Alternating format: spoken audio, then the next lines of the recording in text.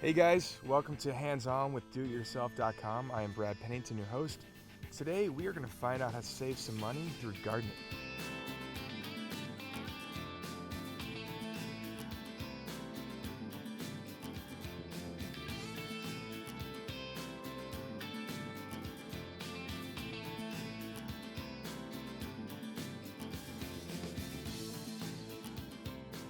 Hey guys, I'm back here. I'm with my buddy Katie from Katie Moss Landscape Design.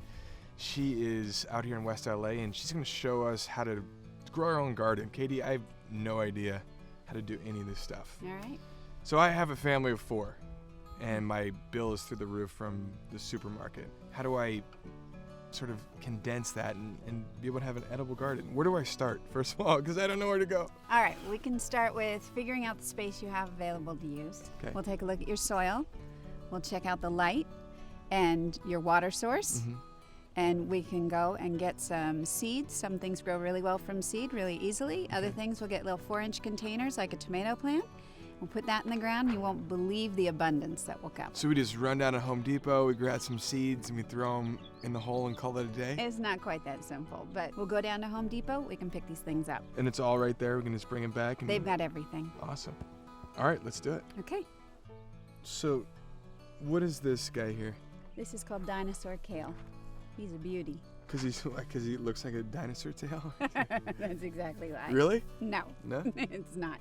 So, how do I actually harvest it, though? Just go and chop it? You peel the leaves back, Uh-huh. and then new growth comes. We planted this plant and a couple of others, and they've been feeding us for 6 months. Katie, we are here at your garden. I've noticed that this soil looks a lot different than this guy right here. This one looks like it's seen better days. It definitely has. It's fine for the roses that are planted in here because we feed the roses directly.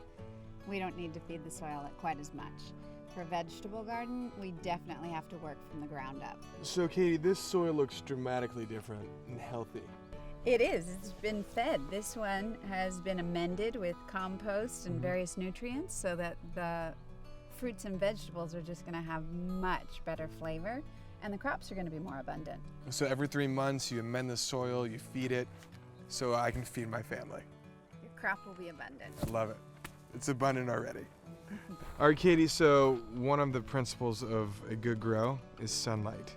Sunlight for sure. Yeah. Everything needs some sun. Some vegetables are okay with 2 hours. Uh-huh. The root vegetables do better with less. They're okay. They would like a little bit more. But you can, if there's a little bit more of a shady place around your house, you can grow root vegetables? You can. And greens. Oh.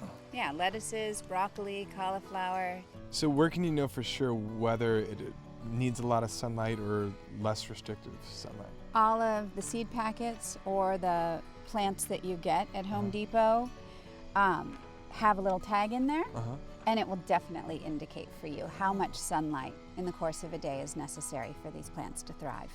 So Katie, give me some of your 3 favorite, most efficient ways of watering your plants and vegetables. In the vegetable garden, I like to use a hose directly. I like to use the nozzle. I get this at Home Depot, very easy to use. It's got different settings.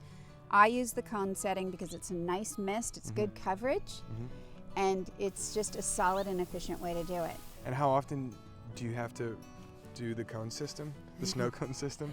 In the summer heat, you want to get out about every other day. In the winter time, every 3rd day or so. Okay.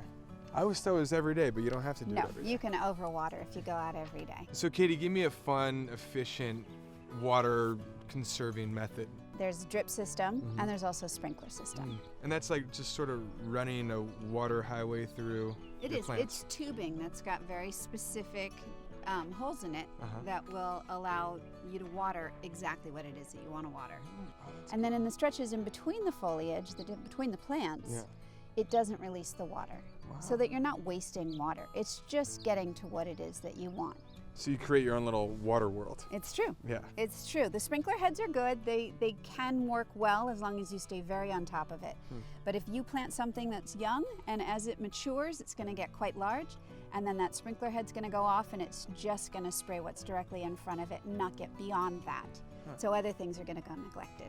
What about some fun ways to conserve water, or maybe water without using a hose? Well, the fun way is that you put a bucket in your shower, and now that we're watching it, while you're waiting for your shower to heat up, you're filling the buckets. So you get in the shower once it's warm, you set your buckets outside, shower's over, and then you can take your buckets outside and water your garden. I like that. I've always wanted to know what I can use my orange buckets from Home Depot for. I've got thousands of them. Share I them. made a stack. There you go. Now they're just going to take my water and put them on my garden. Make sure they have good handles on them and share them. Cool. That's great. Thank you so much.